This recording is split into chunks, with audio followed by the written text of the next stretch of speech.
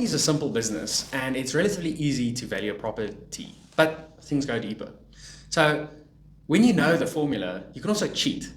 So when you buy, you really need to have a look out to make sure you're not being cheated or pay for something that actually doesn't exist. So if you want to value a property on simple terms, I've used some round numbers to do that. So let's say that a property brings in 10 million Rand a year, you've got a yield of 10%. That determines that your property value is 100 million Rand, and that's cool. So if this is all market related, very nice going on.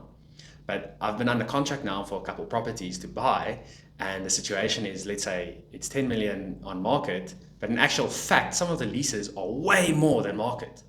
So you have a situation like this. It brings in 15 million. The guy says he'll sell at 10%, so he wants 150 million. But when you're like, okay, but what is the rental rates in the area? It's actually 10. So he wants to scoop an extra 50 for overmarket. And overmarket can happen for all kinds of reasons, whether it is a tenant that's been there for a very long time and haven't fought on the rent, or we got a buddy to sign a head lease and hopes to jump out afterwards and take the profit and go.